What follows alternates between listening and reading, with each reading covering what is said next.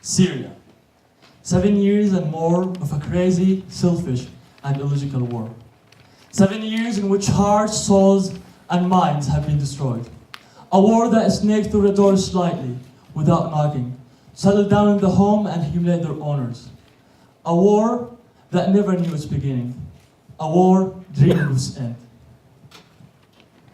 In Iraq, there has been a liberation for more than 15 years. A liberation from injustice, oppression, and tyranny that came with a greater tyranny, oppression, and injustice. A liberation in which the people of the country were expelled. A liberation in which all Iraqi citizens were marginalized regardless of their ethnic and religious beliefs. A liberation that enslaved the people, demolished the homes, killed the human and the motherland.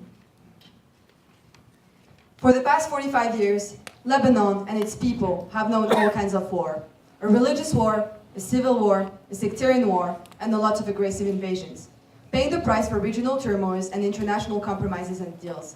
45 years that have made little Lebanon very big in its daily scars and struggles. 45 years of pain. Pain, in the most cases, silent and resilient.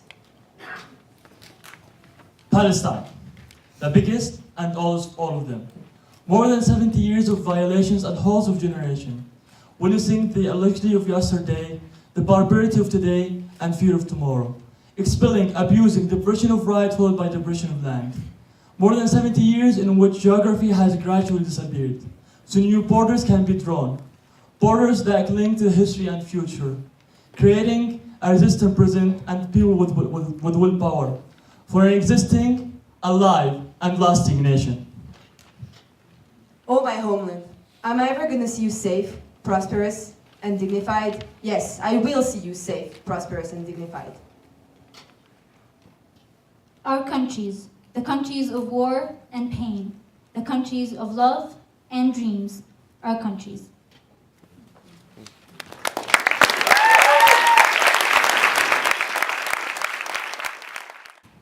In 2010, the Arab world started to protest in millions down the streets in the face of a number of long-lasting corrupt authoritarian rulers.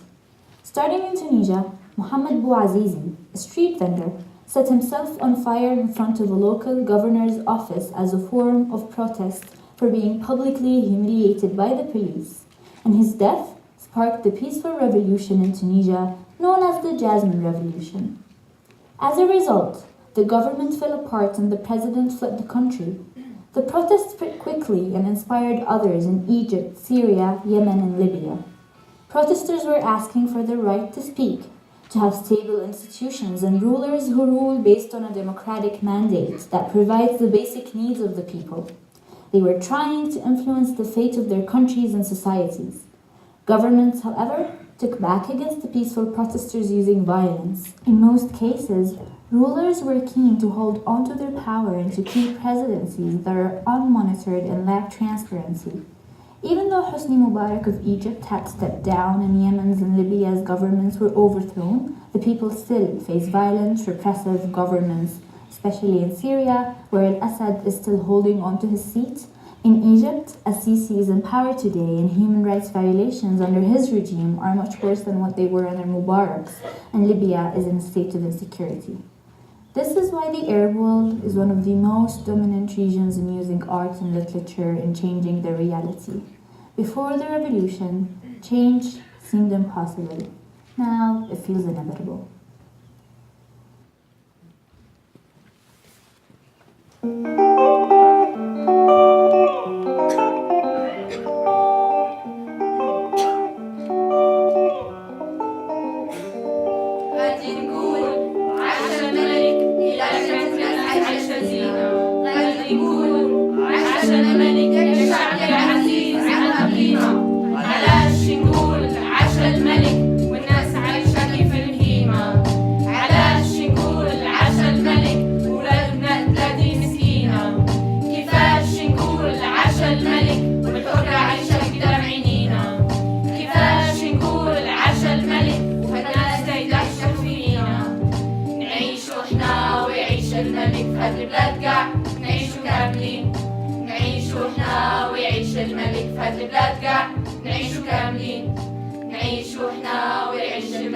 هالبلاد قاع نعيشوا كاملين، نعيشوا هنا ويعيش الملك هالبلاد قاع نعيشوا كاملين.